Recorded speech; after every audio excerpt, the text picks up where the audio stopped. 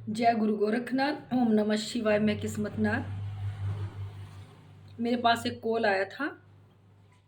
रहने वाले तो वो अंबाला कैंट के थे, पर वो फौज की नौकरी करता था, रहता कहीं और था। और उसके माँ बाप और उसकी वाइफ वो अंबाला कैंट में रहते थे। तो उसने मेरी वीडियो देखी यूट्यूब पर, तो मुझे कॉल किया। उसने पूछा कि ये प्रॉब्लम हमारे घर में हो रही है, भी हमें बताओ क्या दिक्कत है। तो हमने बताया उनके घर में 3 प्रेत थे, जिसकी वजह से उन लोगों को दिक्कत हो रही थी, परेशानी हो रही थी। तो वो लड़का कह रहा था मैं बहुत परेशान हूँ, किसी तरह भी आप मेरा इलाज कर दो। तो हमने कहा भी आपकी वाइफ तो अलग रह रही हो, आप अलग, भी या तो इकट्ठे करा लेना। कहता अभी मुझे दिक्कत है, आप मेरा कर दो पहले, भी मैं जब घर जाऊंगा तो मैं उनका बाद में करा लूंगा। तो हमने वीडियो कॉल पे उसका उतारा किया। उतारा करने के बाद वो लड़का, उस लड़के को तो आराम आ गया। उसके बीच में छुट्टियां पड़ी तो वो वापस अंबाला कैंट चला गया। जब वो अंबाला कैंट गया तो उसने अपने घर की और अपनी चीज़ें तो उतरवा ली थी, जो उसकी वाइफ के ऊपर प्रेत था उसने वो नहीं उतरवाया था। जैसे वो घर गया तो जो उसकी वाइफ थी उससे लड़ाई झगड़ा होने लग गया। वो परेशान होने लग गया क्योंकि वो प्रेत लड़ाइयाँ कराने लगा। जो उसकी वाइफ के ऊपर प्रेत था उसकी गंदगी उसके हस्बैंड के ऊपर आ गई। क्योंकि जब भी हम इलाज करते हैं सबसे पहले दारू मीट अंडा बंद करवाते हैं। क्योंकि वो फौज में था, वो ड्रिंक कर रहा था। उसने हमें बताया नहीं कि वो ड्रिंक भी कर रहा है, क्योंकि हम इस चीज़ों के लिए मना करते हैं जब इलाज करते हैं। तो जब वो अम्बाला कैंट पहुंचे उसका लड़ाई झगड़ा बढ़ गया। उसका कॉल आया फिर मेरे पास कि मैं आपके धाम पे आना चाहता हूँ, भी ऐसे ऐसे प्रॉब्लम हो रही है, मुझे मिलना है। तो मैंने बोला आ जाओ। तो वो अम्बाला कैंट से चल के यहाँ धाम पे आया। जब धाम पे आया तो हमने देखा जो उसके पत्नी के ऊपर जिन था, जो उसकी गंदगी थी उसके ऊपर आ गई। हमारे दरबार में सूक्ष्म धूना है, तो हमने कहा धूने के ऊपर हाथ रख। उसके हाथ धूने के ऊपर रखते ऐसे बजने लग गए, उसका पूरा शरीर हिलने लग गया। वो लड़का बोला मैं रोकने की पूरी कोशिश कर रहा था, पर मेरी बॉडी रुकी ही नहीं रही थी, क्योंकि उसके अंदर चीज़ों की गंदगी थी। दूसरा, जब हमने उसका उतारा किया तो उसने ड्रिंक कर ली, जबकि हम ड्रिंक करने को मना करते हैं, अंडा मीट खाने को मना करते हैं कि इन चीज़ों का सेवन आप लोगों ने नहीं करना। वो कहता है मैंने ऐसा दरबार कहीं नहीं देखा कि अपने आप ही इस सूक्ष्म धुने पे बैठ के उसकी बॉडी पे मार लगने लगी, उसके हाथ हिलने लगे, पूरी बॉडी हिलने लगी। जितनी मलिनता थी उसकी बॉडी के अंदर वो सारी धुने पे हाथ रखने से ऊपर आ गई। तो हमने पूछा, उसने बताया कि जब भी हमारे घर में शादी, क्योंकि जब हमने उसको मना किया कि ये दारू मीट अंडा नहीं खाना चाहिए, भी जब भी हम इलाज करते हैं, देखो ना परमात्मा इन चीज़ों का भोग मांगता है, ना इन चीज़ें देनी चाहिए। तो उसने बताया कि हमारे घर में जब किसी की शादी होती है या किसी का बच्चा होता है तो हमारे घर में जो माता मदानन है वहाँ बच्ची देते हैं, और जो कलवा पवन उनके घर में पूजता है वो उन लोगों को बकरा देते हैं। तो हमने उसको कहा कि इन चीज़ों को नहीं देना चाहिए, क्योंकि परमात्मा ना इन चीज़ों को मांगता है ना इन चीज़ों को खाता है। हाँ, अगर ये चीज़ें देने से आपका अच्छा हो रहा है, भला हो रहा है तो बताओ। तो उसने कहा इतने सालों से हमारे घर में ये रीत चली आ रही है, तो देखो हमने कहा इतना कुछ देने के बाद भी तुम लोगों को आराम है, तुम लोग सुखी हो। तो उसने कहा नहीं। मैं कहा अगर ये चीज़ें देने पे भी तुम लोग सुखी नहीं हो, तुम लोगों को दुख है, तो बताओ ये चीजें देने का क्या फायदा हुआ। तो वो कहने लगा बात आप बिल्कुल सही कर रहे हो। कहते ये पुराने बुजुर्गों से हमारी रीत चली आ रही है, जो हमारे पुराने बुजुर्ग थे तब से दे रहे हैं। हमने कहा देखो वो तो पढ़े लिखे नहीं थे, अनपढ़ थे, पर तुम लोग तो पढ़े लिखे हो, तुमको तो इतनी समझ है कि क्या करना है क्या नहीं करना। तो हमने कहा आप लोग तो पढ़े लिखे हो, आप लोगों तो को इस चीज़ की समझ होनी चाहिए। कौन सा देवी देवता तुम लोगों से दारू मांगता है, कौन सा देवी देवता तुम लोगों से बकरा या सुअर की बच्ची मांग रहे हो जो तुम लोग दे रहे हो। हाँ, इतनी पीढ़ी दर पीढ़ी तुम्हारे घर में ये चीज़ें चल रही हैं, बताओ क्या सुख शांति मिली आप लोगों को, क्या सुख है तुम्हारे घर में। तो उसने कहा ऐसा कुछ भी नहीं है, जो चीज़ चाहिए वो हमें नहीं मिल रही, फिर ऐसे बेजुबानों की बलि देने का भी क्या फायदा अगर तुम्हारे घर में कोई सुख ही नहीं है।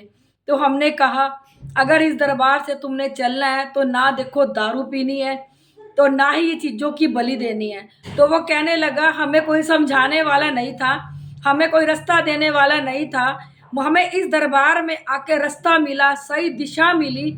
जैसे आप बोलोगे हम लोग वैसे ही करेंगे। जो मैं कभी कभी अब दारू पीता हूँ, मैं वो अब बिल्कुल नहीं पीऊँगा। जो हमारे घर में ये रवाज चला हुआ है, मैं इसको बंद करूँगा। ना ही क्योंकि उनके घर में एक शादी होने पे चढ़ता था माता मदानन को, काले कलवा पवन को, और एक बच्चा होने पे चढ़ता था। तो कहता हमारे इस ये इन दिनों में हमारे घर में ये कच्चे पलवे जो कच्चा कलवा था उसको चढ़ता था ये बकरा, और जो माता मदानन थी उसको ये लोग बच्ची देते थे।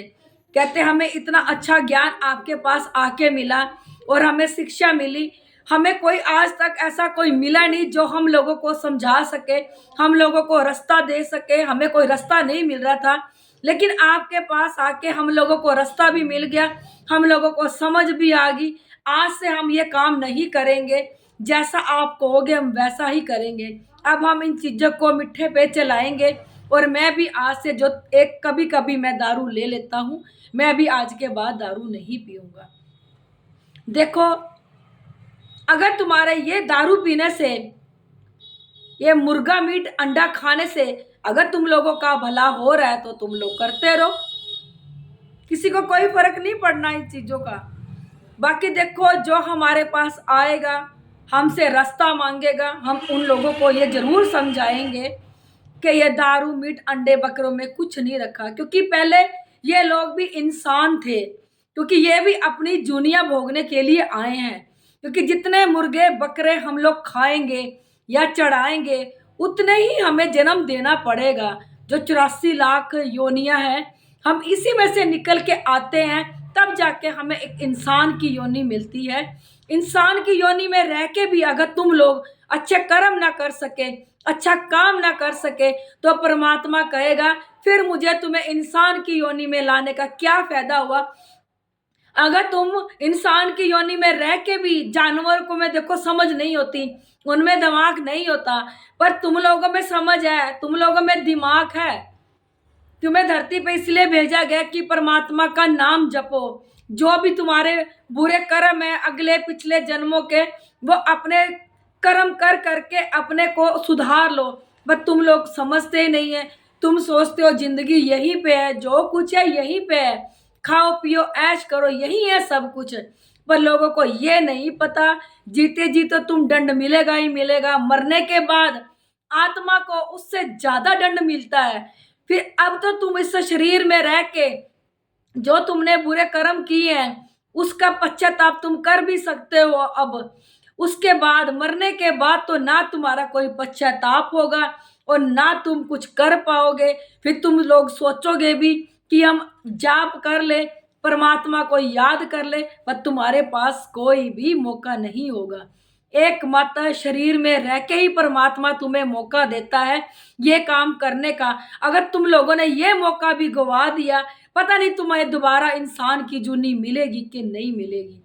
मैं आप लोगों को यही कहना चाहती हूँ कि इन बलियों को देना बंद करो। देखो, जो पुराने बुजुर्ग थे, जो पीढ़ी दर पीढ़ी री चलती आ रही, ना उन लोगों को इतनी समझ थी, ना तब के लोग इतने पढ़े लिखे होते हैं। आज की जनरेशन पढ़ी लिखी भी है और समझदार भी है, उनके पास दिमाग बुद्धि भी है कि क्या उन्होंने करना है क्या नहीं करना। ये नहीं है कि जो हमारे पुराने बुजुर्गों ने कर दिया हम उसी रास्ते पे चल पे, नहीं चलना। तुमने उस रास्ते को चेंज करना है। अगर तुम्हें उस रास्ते पे चलने पे तुम्हें कुछ नहीं मिल रहा, फिर भी तुम दुखी दुख भोग रहे हो, फिर तुम्हें वो काम करना ही क्यों जिससे तुम्हें दुखी दुख मिल रहे हो। एक अच्छा काम करो, एक अच्छे कर्म करो।